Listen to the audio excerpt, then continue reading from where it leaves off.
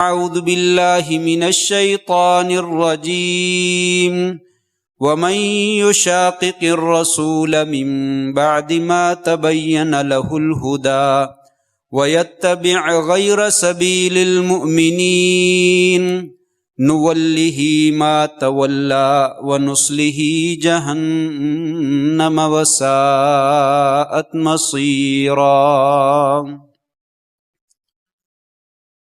اور جو لوگ رسول کی مخالفت کرتے ہیں ہدایت کے واضح ہو جانے کے بعد اور مسلمانوں کا راستہ چھوڑ کر کسی اور راستے کی پیروی کرتے ہیں، ہم انہیں ادھر ہی موڑ دیتے ہیں جدھر کو وہ مڑ جاتے ہیں، اور انہیں جہنم میں داخل کریں گے اور برا ہے وہ ٹھکانہ۔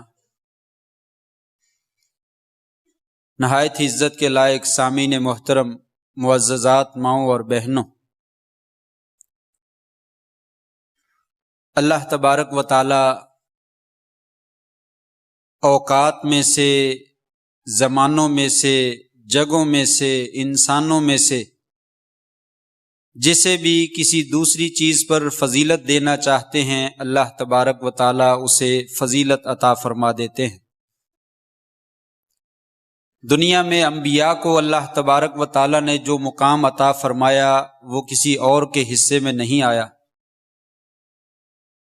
حرمین شریفین مکہ اور مدینہ زمین کے دو ٹکڑے ایسے ہیں جن کو اللہ تبارک و تعالی نے ساری کائنات کے ٹکڑوں سے افضل قرار دیا۔ رمضان المبارک کا بابرکت مہینہ سال کے 12 مہینوں میں سے سب سے افضل مہینہ قرار دیا جاتا ہے۔ بے شمار چیزیں ہیں جن میں اللہ تعالیٰ نے بہت ساری چیزوں کو دوسری چیزوں پر فوقیت دی ہے، فضیلت اور برتری عطا فرمائی ہے۔ اللہ کو کوئی پوچھنے والا نہیں ہے، اور جو اس نے کر دیا ہے اس کو ماننا ہر کسی کے لیے لازم قرار دیا گیا ہے۔ آپ صلی اللہ علیہ وسلم ہمارے لیے راہبر، رہنما اور ہادی بنا کر بھیجے گئے، اور ہمیں حکم دیا گیا کہ آپ دنیا و آخرت دونوں جہانوں میں اگر کامیابی اور کامرانی چاہتے ہو تو اللہ کے رسول کی اتباع کرو، آپ کی فرما برداری کرو، اور کسی بھی معاملے میں آپ کی نافرمانی نہ کرو۔ حتیٰ کہ دین کے معاملے میں تو آپ اتھارٹی ہیں ہی ہیں، دنیا کے معاملے میں بھی یہ ذکر کیا گیا کہ اگر اللہ کے رسول صلی اللہ علیہ وسلم دنیا کے معاملے میں کوئی فیصلہ کر دیں تو اس میں بھی تم جو ہے وہ کسی قسم کی چوں یا چراں نہ کرو، اور کسی قسم کی حیل و حجت نہ کرو، بلکہ اس کو دل کے ساتھ جو ہے وہ تسلیم کر لو۔ اگر تم ایسا نہیں کرتے ہو تو اللہ تبارک و تعالیٰ فرماتے ہیں مجھے ایسے لوگوں کا ایمان جو ہے وہ قبول نہیں ہے۔ وہی ایمان قابل قبول ہے جس میں لوگ اللہ اور اس کے رسول کی بات کو حرف آخر تسلیم کرتے ہیں۔ اگر حرف آخر تسلیم نہیں کیا جاتا ہے تو انسان کا ایمان قابل قبول نہیں ہے۔ اور اسی سلسلے میں اللہ کریم نے یہ بھی فرما دیا الیوم اکملت لکم دینکم واتممت علیکم نعمتی ورضیت لکم الاسلام دینا۔ لوگوں میں نے دین مکمل کر دیا ہے، اس میں کسی کمی کی بھی گنجائش نہیں اور کسی بیشی کی بھی گنجائش نہیں، جس کے ذریعے صحابہ کرام، تابعین اور ائمہ کرام عمل کر کے کامیابی کے زینے طے کرتے چلے گئے۔ آج بھی اسی طریقے پر اگر عمل کیا جائے تو کامیابی ممکن ہے، وگرنہ انسان کو کامیابی نہیں مل سکتی ہے۔ یہ موضوع اللہ تبارک و تعالیٰ نے قرآن مجید کی بے شمار آیات میں بیان کیا ہے کہ لوگوں، اللہ کے رسول صلی اللہ علیہ وسلم تمہارے لیے نمونہ بنا کر بھیجے گئے، آپ کی ہدایات آخری ہدایات ہیں، آپ کی بات کے آگے کسی اور کی بات ہے ہی نہیں، جو آپ نے فرما دیا ہے وہ حرف آخر ہے، اسی کے اوپر عمل کرنے میں کامیابی ہے، اور جس نے اس بات کو ترک کر کے اپنی منمانی کرنے کی کوشش کی وہ انسان کبھی بھی کامیاب نہیں ہو سکے گا۔ اس سلسلے میں ایک مشہور حدیث ہے، نبی کریم صلی اللہ علیہ وسلم کے صحابہ میں سے 3 جلیل القدر صحابہ کرام آپ کے گھر میں تشریف لاتے ہیں، آپ گھر میں موجود نہیں ہیں۔ اما عائشہ صدیقہ طیبہ طاہرہ رضی اللہ تعالی عنہا وہ موجود ہیں، ان سے سوال کرتے ہیں کہ ہم پتہ کرنے آئے ہیں کہ اللہ کے رسول صلی اللہ علیہ وسلم دن اور رات میں عبادت کیسے کرتے ہیں، آپ کے معمولات زندگی کیسے ہیں، تاکہ ہم اپنی زندگی کو ان کے طریقے کے مطابق جو ہے وہ ڈھال سکیں۔ اما عائشہ رضی اللہ تعالی عنہا بتلاتی ہیں آپ یہ کام کرتے ہیں، صبح و شام کی جو ڈیٹیل تھی تفصیل تھی وہ بتلا دی۔ کأنہم تقالوہا، حدیث کے لفظ ہیں کہ ان لوگوں نے آپ کی عبادت کو کم سمجھا کہ اللہ کے نبی صلی اللہ علیہ وآلہ وسلم اگلے اور پچھلے سارے گناہ معاف کر دیے گئے، ہم گناہ گار ہیں، ہمیں تو آپ سے بڑھ کر عبادت کرنے کی جو ہے وہ ضرورت ہے، لہٰذا آپ کی عبادت بھی ٹھیک ہے، اس میں مزید اضافہ کیا جائے اور زیادہ اضافے کے ساتھ جو ہے وہ عبادت کی جائے۔ ایک بندہ کہنے لگا اما انا فاصلی اللیل ابدا ولا ارقد، میں ساری رات تہجد پڑھوں گا اور سوؤں گا نہیں۔ دوسرا کہنے لگا اصوم النہار ولا افطر، میں روزہ رکھوں گا اور کبھی روزہ چھوڑوں گا نہیں، روزانہ نفلی روزہ رکھتا چلا جاؤں گا۔ تیسرا کہنے لگا ولا اتزوج النساء، میں شادی نہیں کروں گا۔ بعض روایات میں لفظ ہیں لا اکل اللحم، میں گوشت نہیں کھاؤں گا، دنیا کی آسائشوں کو استعمال نہیں کروں گا۔ یہ باتیں کرنے کے بعد جو ہے وہ چلے گئے۔ آپ صلی اللہ علیہ وسلم تشریف لاتے ہیں۔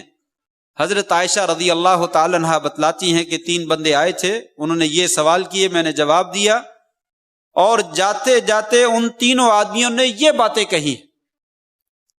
آپ صلی اللہ علیہ وسلم باہر نکلے، لوگوں کو جمع کر لیا، جمع کرنے کے بعد آپ نے خطبہ ارشاد فرمایا، لوگوں مجھے پتا چلا ہے کہ تم نے ایسے ایسے باتیں کی ہیں، سن لو اما انا، تمہارا بھی عمل ہے کہ تم نے دعویٰ کیا کہ ہم ساری رات تہجد پڑھیں گے، سارے دنوں میں روزے رکھیں گے اور شادیاں نہیں کریں گے تاکہ زیادہ سے زیادہ اللہ کی عبادت ہو سکے۔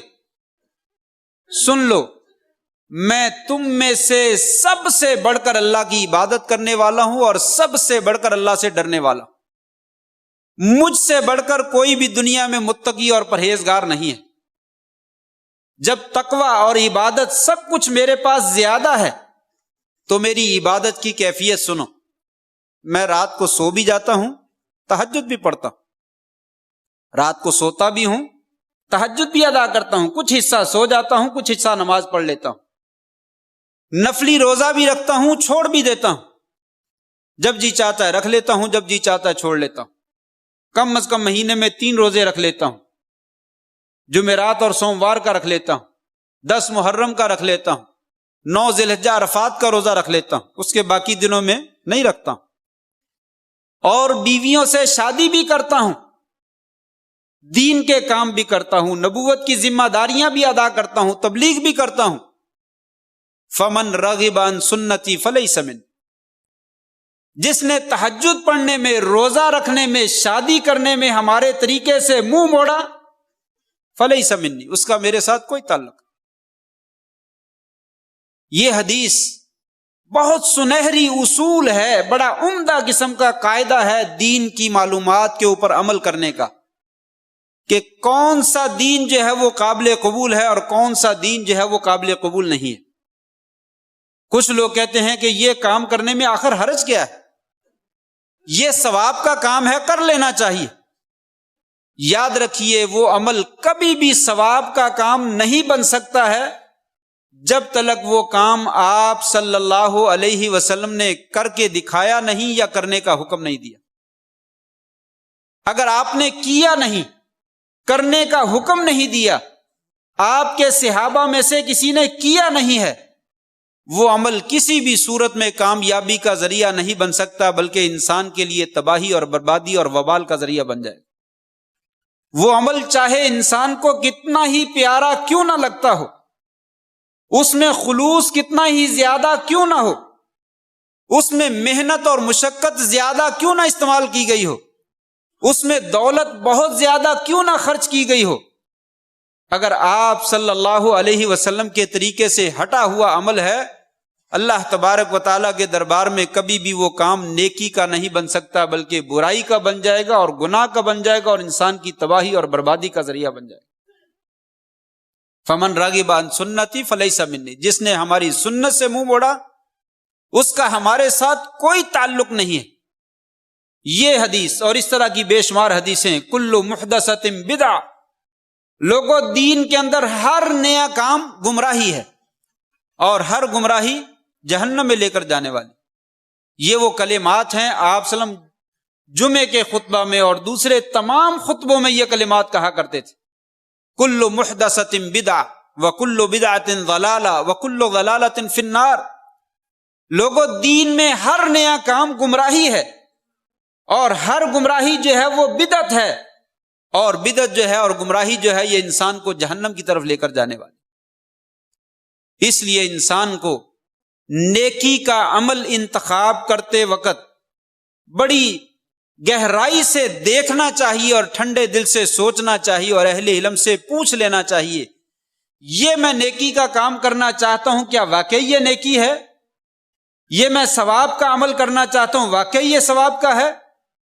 بہت سارے ثواب کے عمل جن کو لوگ ثواب کا عمل سمجھتے ہیں لیکن وہ ثواب کا عمل نہیں ہے۔ آج رجب کا مہینہ یہ چل رہا ہے، رجب کے مہینے میں بہت سارے لوگ جو ہے وہ عمل کرتے ہیں۔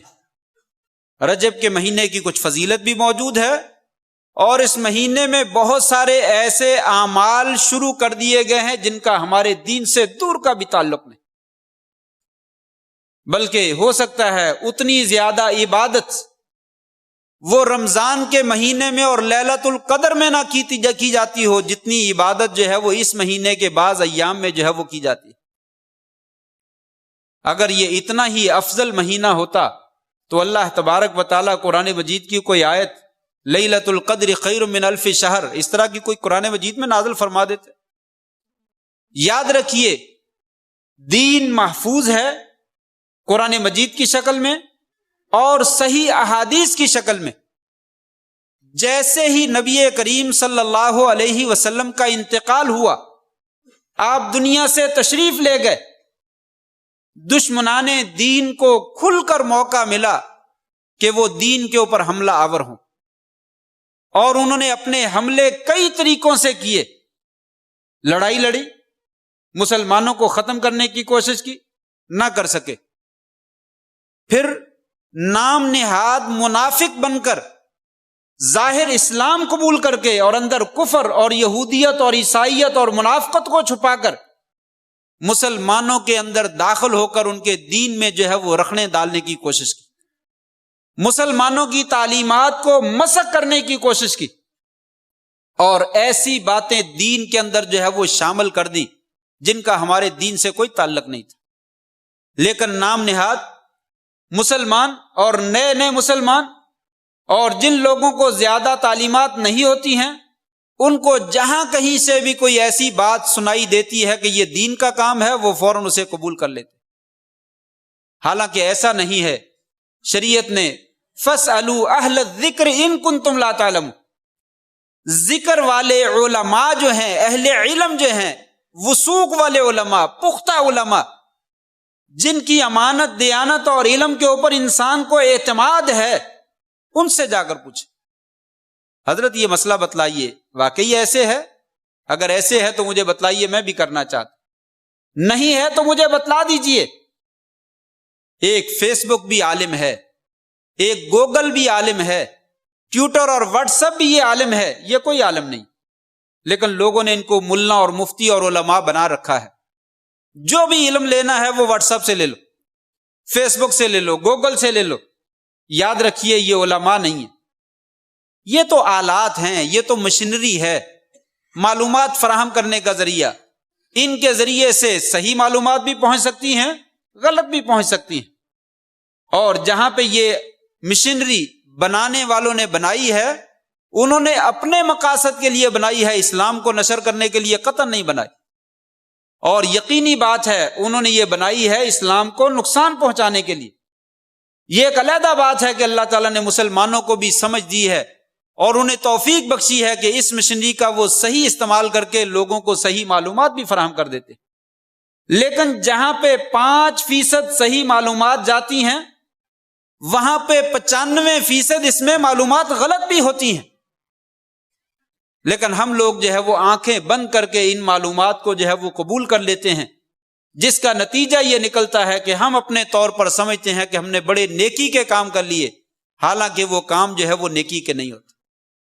اخبارات کے اوپر، جرائد کے اوپر، میگزینوں کے اوپر، اسبوعی میگزین ہے، ہفتہ وارانہ ہیں اور ماہانہ ہیں، ان کے اندر بھی بہت سارے ایسے موضوعات اور مضامین شائع کیے جاتے ہیں جو کہ درست نہیں ہوتے ہیں۔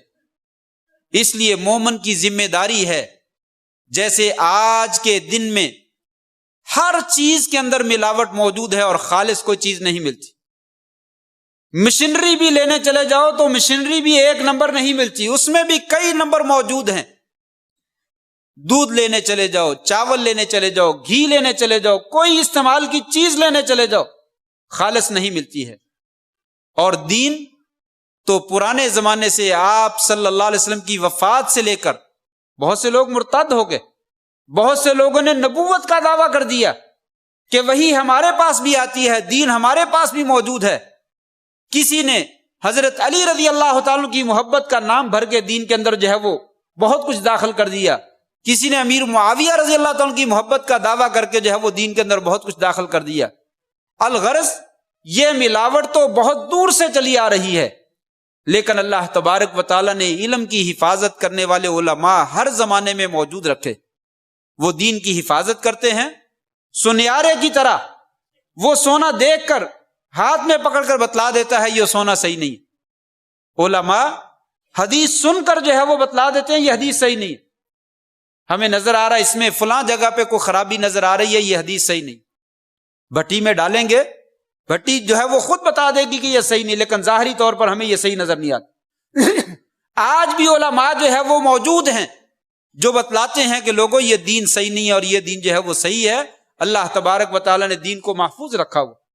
کتنی حدیثیں ضعیف ہیں، کتنی حدیثیں موضوع ہیں اور من گھڑت ہیں، لوگوں نے دین کے اندر جو ہے وہ شامل کر دی۔ فرمایا لوگوں جو غلط چیزیں ہیں ان کو سائڈ پہ کر، اچھی چیز جو ہے اسے لے لیجیے۔ دنیا میں انسان کوشش کرتا ہے، بیسیوں مشورے کرتا ہے، میں یہ چیز لینا چاہتا ہوں، مجھے بتلاؤ اچھی کہاں سے ملے گی، بہترین کہاں سے ملے گی، رعایتی کہاں سے ملے گی، پھر جا کر خریدتا ہے۔ لیکن دین ایک اتنی سستی چیز ہے کہ جہاں سے بھی ملا انسان آنکھیں بند کر کے لے لیتا ہے۔ یہی وجہ ہے کہ انسان جو ہے وہ مار کھا جاتا ہے اور غلط باتوں پہ عمل کرتا چلا جاتا ہے۔ یہ رجب کے مہینے میں بہت سارے کام کیے جاتے ہیں۔ رجب کا مہینہ آپ جانتے ہیں حرمت والے 4 مہینوں میں سے ایک مہینہ ہے، محرم کا مہینہ ہے اور ذیقعدہ کا ہے، ذی الحجہ کا ہے، اور چوتھا مہینہ یہ رجب کا ہے۔ ان کو حرمت والے مہینے قرار دیا گیا، یعنی ان میں لڑائی لڑنا، فتنہ فساد کرنا، دنگا فساد کرنا یہ بہت بڑا جرم ہے۔ باقی دنوں میں بھی جرم ہے، لیکن ان مہینوں میں جرم اور گناہ کی شناعت اور قباحت جو ہے وہ بڑھ جاتی۔ اس لیے ان مہینوں میں انسان کو زیادہ شدت اور زیادہ پابندی کے ساتھ گناہوں سے جو ہے وہ بچنا چاہیے، یہ ان کی حرمت کا مطلب ہے۔ باقی اس میں جو ہے وہ کام کیے جاتے ہیں، نماز پڑھی جاتی ہے، روزہ رکھا جاتا ہے، صدقہ خیرات جو ہے وہ کیا جاتا ہے، اور محفلوں کا اہتمام کیا جاتا ہے۔ آئیے ترتیب وار یہ 4 چیزیں جو ہے وہ میں اختصار سے ذکر کیے دیتا ہوں۔ نمبر 1، رجب کے مہینے میں بہت سارے لوگ خاص قسم کے نوافل ادا کرتے ہیں، جس کے بارے میں ایک حدیث بھی صحیح نہیں ہے۔ رجب کے بارے میں کہ رجب کے مہینے میں کوئی نفل پڑھنے کا اسپیشل خاص ثواب شریعت نے جو ہے وہ ذکر کیا ہو، ایسی کوئی بھی حدیث صحیح نہیں۔ حافظ ابن حجر رحمہ اللہ، امام نووی رحمہ اللہ، حافظ ابن قیم رحمہ اللہ، شیخ الاسلام ابن تیمیہ رحمہ اللہ، یہ سب علماء انہوں نے ذکر کیا ہے کہ رجب کی فضیلت میں اس مہینے میں جتنی بھی نمازیں پڑھنے کی فضیلتیں ذکر کی گئی ان میں سے کوئی بھی صحیح یا تو پرلے درجے کی ضعیف ہیں یا موضوع اور من گھڑت ہیں، لوگوں نے اپنی طرف سے بنا کر حدیث کے اندر شامل کر دی، اور یہ حدیثیں اخبارات کی زینت بنتی ہیں، فیس بک کی زینت بنتی ہیں، واٹس ایپ میں نشر کی جاتی ہیں، اور کئی لوگ سمجھدار ہونے کے باوجود وہ بھی پوچھتے ہیں کہ بتلائیے یہ نوافل جو ہے وہ کب ادا کرنے، پہلی رات کو یا پہلے ہفتے میں یا دوسرے ہفتے میں یا تیسرے ہفتے میں۔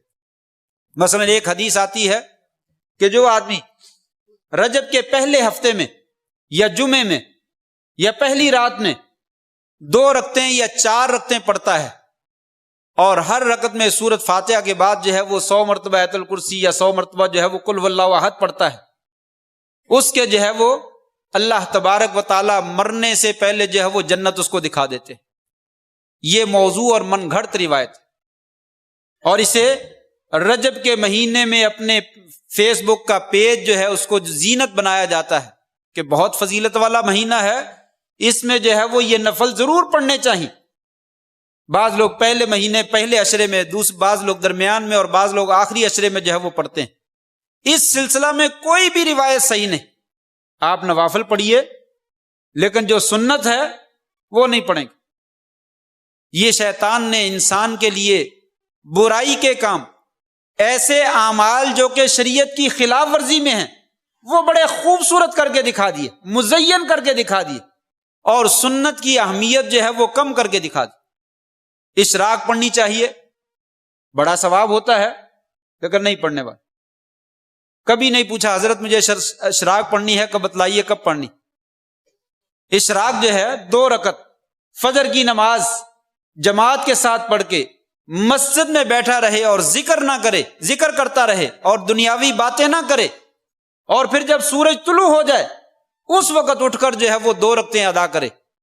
فرمایا کہ اللہ تبارک و تعالیٰ اس کو پورے حج کا اور پورے عمرے کا جو ہے وہ ثواب عطا فرماتے۔ لیکن یہ کام کرنے کے لیے یہ روزانہ ہوتا ہے، رجب کے مہینے میں بھی، محرم کے مہینے میں بھی، سفر کے مہینے میں بھی، لیکن یہ کام کرنے کا وقت نہیں، محنت لگتی ہے۔ ہم تو چاہتے ہیں بس جلدی سے کام ہو جائے اور ساری زندگی کے گناہ معاف ہو جائے، منٹوں سیکنڈوں میں کام ہو جائے اور جان جو ہے وہ چھوٹ جائے۔ فرمایا یہ کام کیجیے۔ اشراق کے نفل ہیں، دن اور رات میں 12 رکھتے ہیں، اور اس کے علاوہ تہجد کی نماز ہے، اور بہت سارے نوافل ہیں، یہ مسنون ہیں، لیکن انہیں کوئی ادا کرنے کی جو ہے وہ زیادہ کوشش نہیں کی جاتی۔ دوسرے نمبر پر رجب کے مہینے میں روزوں کا ذکر کیا جاتا ہے، 3 روزے، 5 روزے یا 7 روزے یا 8 روزے وغیرہ وغیرہ، بہت کچھ جو ہے وہ اس میں حدیثیں موجود ہیں۔ ایک حدیث میں آتا ہے کہ جو آدمی 3 روزے رکھتا ہے اللہ تعالیٰ اس کو جو ہے وہ پورے مہینے کا ثواب، ایک رجب کے مہینے میں۔ حالانکہ یہ حدیث عام ہے کہ نیکی جو ہے وہ 10 گنا ہے، ایک نیکی کرتا ہے تو 10 نیکیوں کا ثواب ملتا ہے۔ یہ تو ہر مہینے میں ہے، رجب کے ساتھ خاص نہیں ہے۔ حدیث میں آتا ہے جو آدمی رمضان کے روزے رکھ لے اور 6 شوال کے رکھ لے، اسے اللہ تبارک و تعالیٰ سال بھر کا اجر جو ہے وہ عطا فرما دیتے۔ صحیح حدیث۔ 30 روزے رمضان کے 10 ضرب 300 اور 6 روزے شوال کے ضرب 10 60، 360، پورے سال کے روزوں کا ثواب ملتا ہے۔ تو 10 نیکیاں ہر دن میں ملتی ہیں، ہر نیکی پہ ملتی ہے، تو لہٰذا اس کو رجب کے ساتھ خاص کرنے کی ضرورت نہیں۔ اس کے بعد کہا اگر کوئی آدمی 7 روزے رکھ لے تو جہنم کے 7 دروازے بند کر دیے جاتے۔ پھر کہا 8 روزے رجب کے رکھ لے، جنت کے 8 دروازے کھول دیے جاتے ہیں۔ اگر 15 رکھ لے تو اللہ تعالیٰ کی رضامندی جو ہے وہ حاصل ہو جاتی ہے۔ اگر مہینے کے رکھ لے تو اللہ تبارک و تعالیٰ حساب و کتاب جو ہے وہ آسان فرما دیتے۔ یہ حدیث بھی جو ہے وہ پرلے درجے کی ضعیف ہے اور صحیح نہیں ہے۔ میں نے ذکر کیا کہ رجب کے مہینے میں نہ نماز پڑھنے کے بارے میں کوئی حدیث صحیح ہے اور نہ ہی روزہ رکھنے کے بارے میں کوئی حدیث صحیح ہے، اور 1-2 حدیثیں نہیں، بے شمار حدیثیں ہیں جو بیان کی جاتی ہیں کہ اس دن میں روزہ رکھنے کی یہ فضیلت جو ہے وہ موجود ہے، تو اس میں کوئی فضیلت۔ اور 27 رجب کو اس دن بھی روزہ رکھا جاتا ہے۔ اس دن بھی روزہ رکھنے کے بارے میں آتا ہے کہ جو آدمی روزہ رکھے اسے جو ہے وہ 60 مہینوں کے روزے رکھنے کا ثواب ملتا ہے۔ 60 مہینوں کے روزے رکھنے کا ثواب ملتا ہے، اور یہ بھی حدیث جو ہے وہ من گھڑت موضوع حدیث ہے، اپنی طرف سے بنائی گئی ہے، یہ بھی حدیث صحیح نہیں، اس لیے کہ وہ یہ کہتے ہیں کہ 27 رجب کو معراج ہوا، لہذا 27 رجب کو جو ہے وہ روزہ رکھنا جو ہے وہ مسنون ہے۔ یاد رہے کسی بھی تاریخ کی صحیح روایت سے جو ہے وہ معلوم نہیں ہے کہ 27 رجب کو معراج ہوا، معراج کی تاریخ ہی معلوم، بلکہ حتیٰ کہ اس کا سال بھی معلوم نہیں کہ کون سے سال میں اسراء اور معراج آپ کو کروایا گیا۔ یہ تو معلوم ہے کہ اسراء اور معراج کروایا گیا، لیکن اس کی تاریخ کا کوئی علم، جب تاریخ کا علم نہیں تو اس دن میں خاص عبادت کرنا یہ کہاں سے جو ہے وہ ثابت ہو سکتا ہے؟ اس لیے 27 تاریخ کو روزہ رکھنا یہ کسی بھی حدیث سے جو ہے وہ ثابت نہیں ہے۔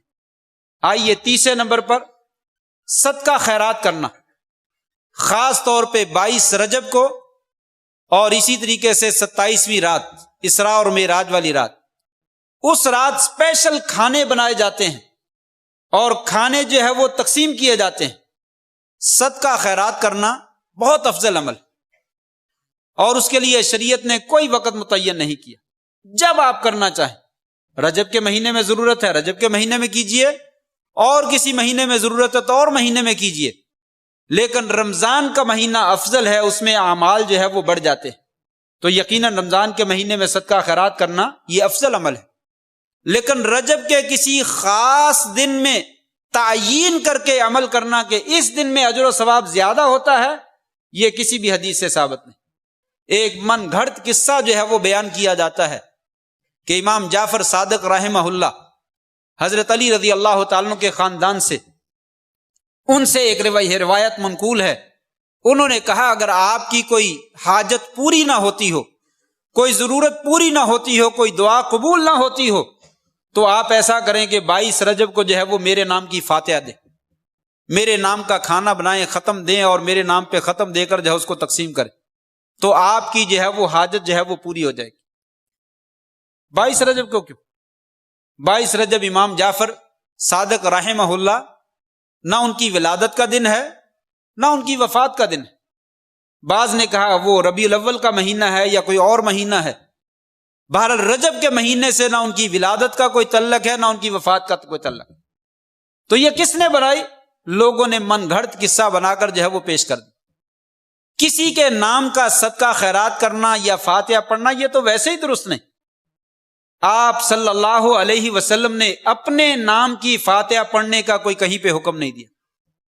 کبھی ہے رسول اللہ صلی اللہ علیہ وسلم کے نام کی فاتحہ پڑھیے، ان کے نام کا کھانا بنا کر ختم دے کے جو ہے وہ تقسیم کیجئے، یہ اپنی طرف سے بنائی ہوئی چیزیں ہیں، شریعت میں اس کا کوئی ثبوت نہیں ہے۔ دراصل قصہ یہ مشہور ہے کہ 22 رجب امیر معاویہ رضی اللہ تعالیٰ عنہ کی وفات کا دن ہے۔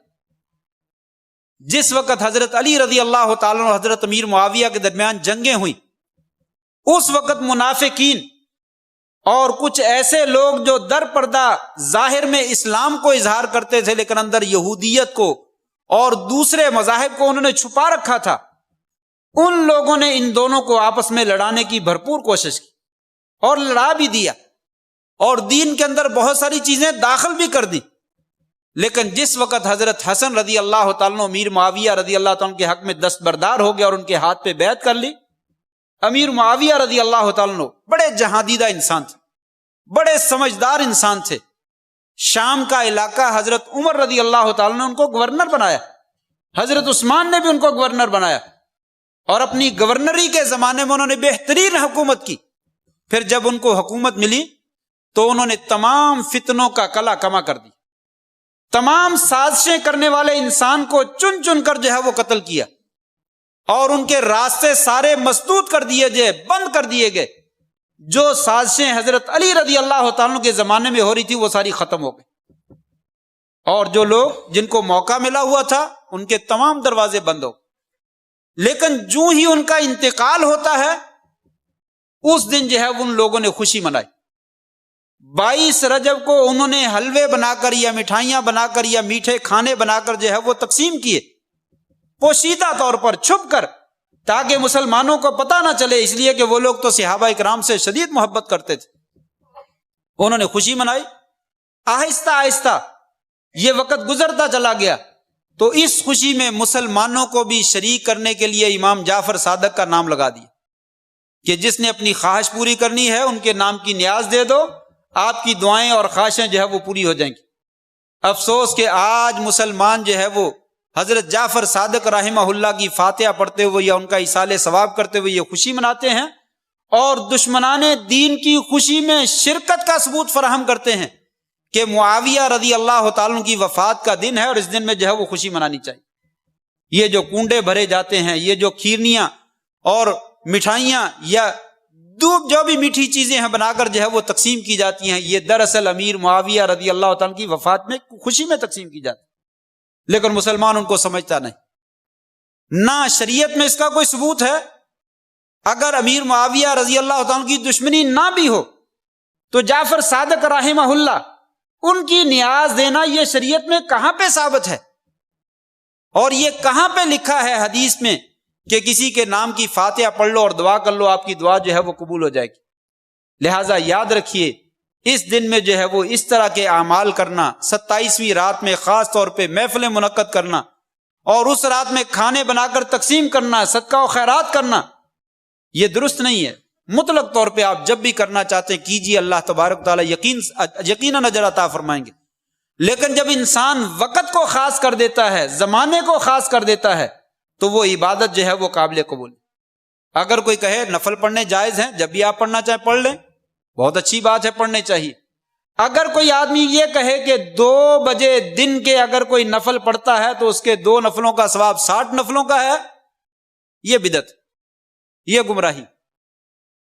آپ جب بھی پڑھنا چاہیں 2 بجے پڑھ لیں، 1 بجے پڑھ لیں، 12 بجے پڑھ لیں، جو ممنوع وقت نہیں ہے اس وقت میں پڑھتے رہیں، انشاءاللہ ثواب ملے گا. جب آپ ثواب کی تعیین اپنی جانب سے کر دیں اور وقت کی تعیین کر دیں، وہ عبادت انسان کے منہ کے اوپر مار دی جاتی ہے.